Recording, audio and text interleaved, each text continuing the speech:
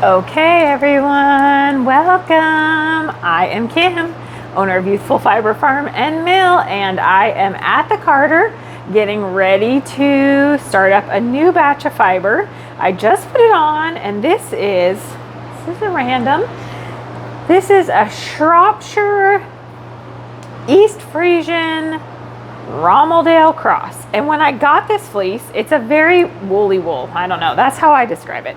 When I got this fleece, it was a black gray color, very dark, and I washed it and it had just like a little bit of scurf in it.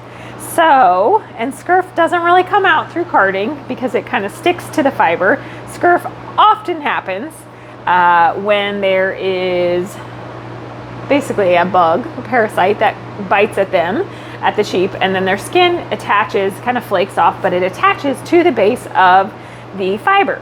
So what I have found is that acid dyeing the fiber deteriorates the scurf, basically. So what I did was I over dyed this in purple and in red. So I split the fleece up, purples and reds.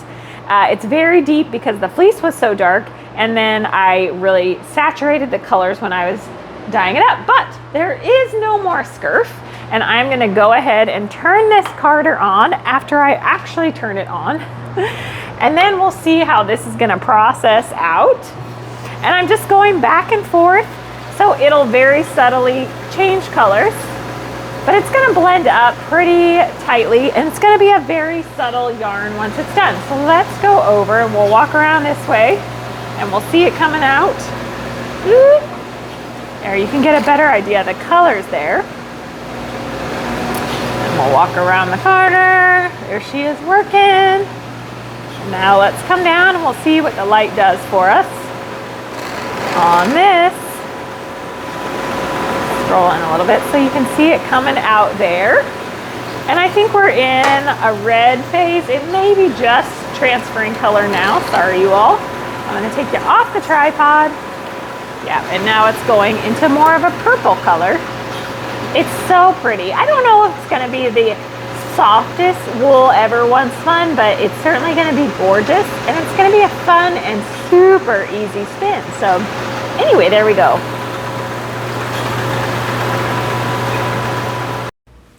All right, everyone, we are back at the carder, and this is just a small fleece. I ended up hand picking this because it's a little bit longer and my picker just didn't like it. So I hand picked it because it was a small fleece. I don't always have the patience for that, but this is some local wool.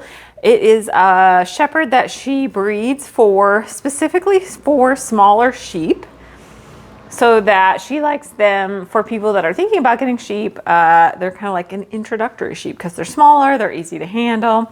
She started with Icelandic and crossed them with Corriedale and all these different things. So let me see if I can find. Here's something that's still kind of together. This is, so it is longer. I'd say it's kind of Icelandic. I thought they were Shetland forever. When I saw them, I would drive past them on the freeway. So it's kind of like a Icelandic-y, Shetlandy wool, and she has tons in the Morit color, which is not very common. So like tons of browns, basically like this fleece. So, okay, I'm gonna go ahead and start it up, and actually we're gonna come down here because, let me make sure this is a little bit even before I get going on the other end. And because this is just kind of like a straight woolly wool, I can kind of pack it on more than I normally have been because I've been doing more fine wools or just blends that needed to not be quite so heavy for the carder. So this is a nice change. So, and this is, I'm just going to sell as a whole fleece. My Patreon community will get dibs at it first.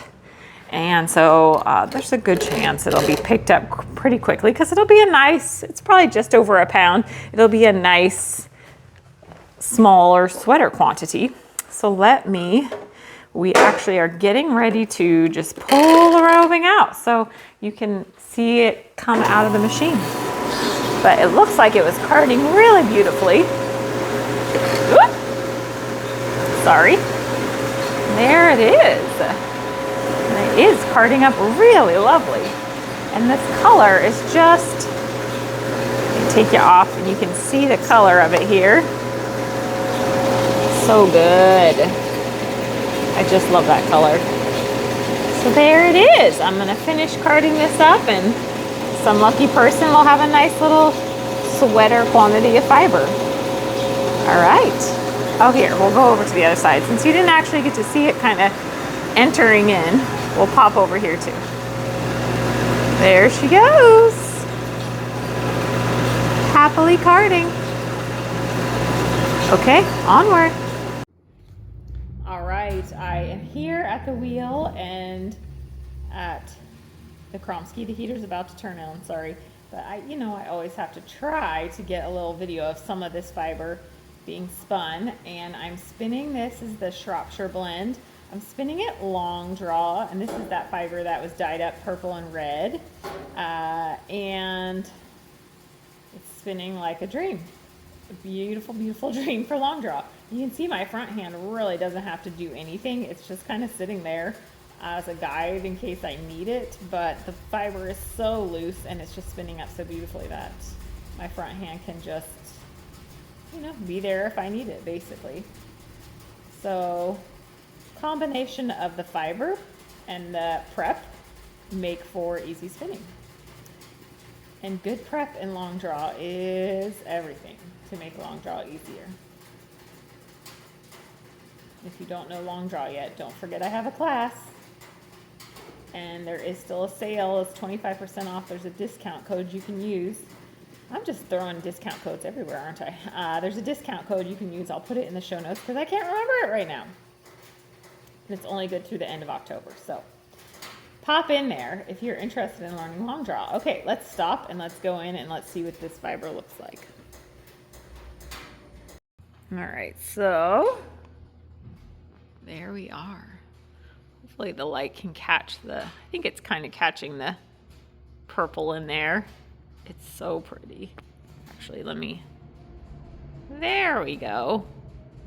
Oof, lovely, subtle and dark and just really beautiful. So anyway, that's it. Onward to the next project.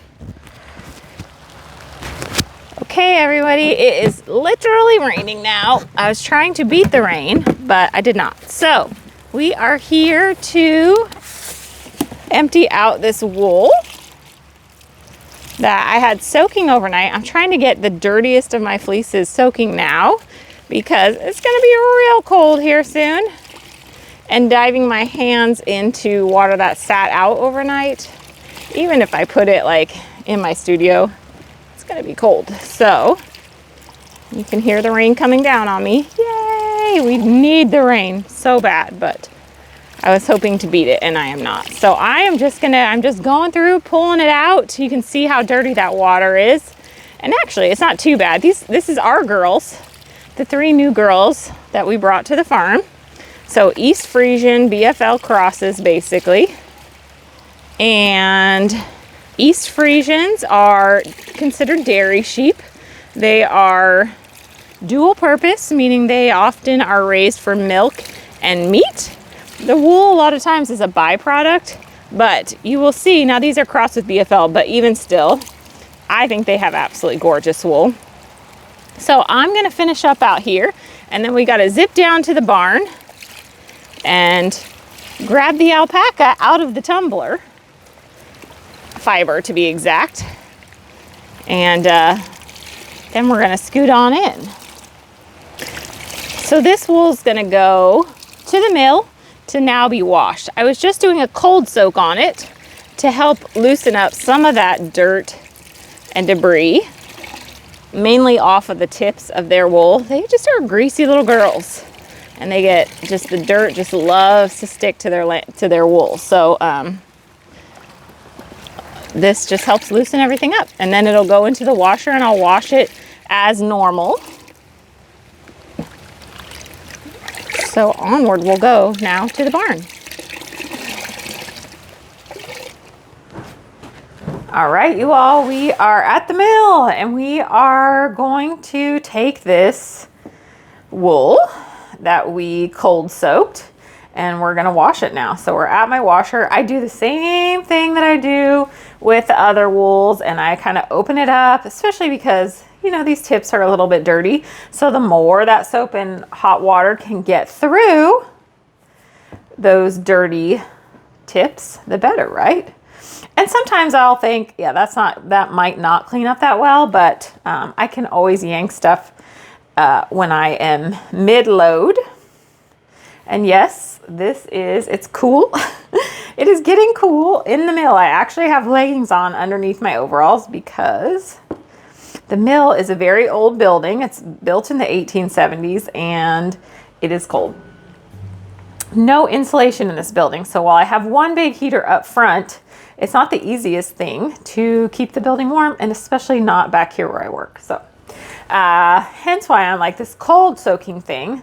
I actually did just order some plastic, whatever they are. I use them on the farm during the winter because they are waterproof and insulated, and I have a hard time keeping my hands warm. So I'll probably use those here starting pretty soon.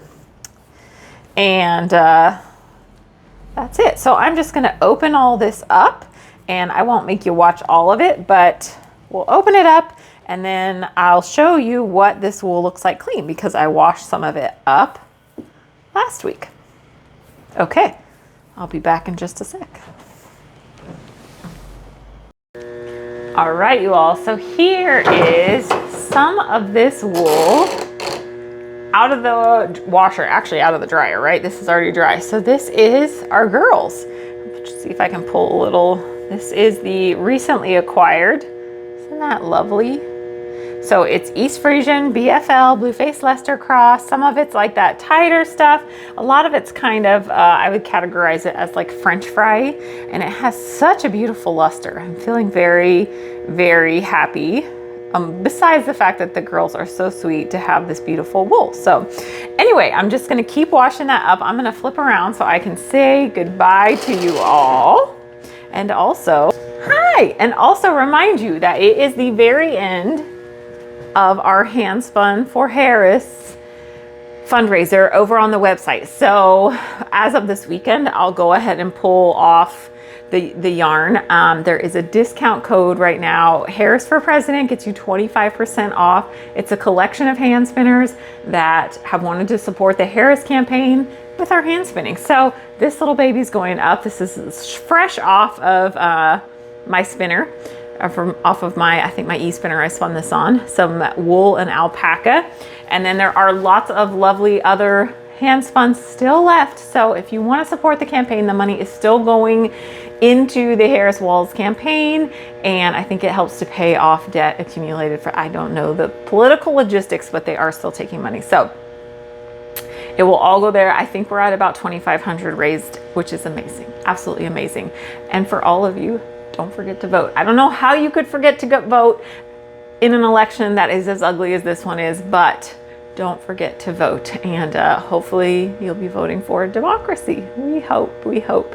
And next week, hopefully we'll know, right? Next Wool Wednesday, hopefully we'll know. So anyway, Harris for President is the coupon code you can enter in for a discount there, 25% off. And until next time, thank you so much for joining me.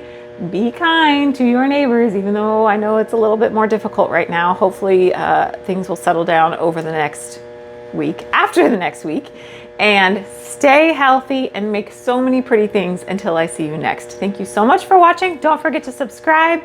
Head to my Patreon if you want to be part of my community, or at least get on my newsletter. All right, thank you so much. Take care.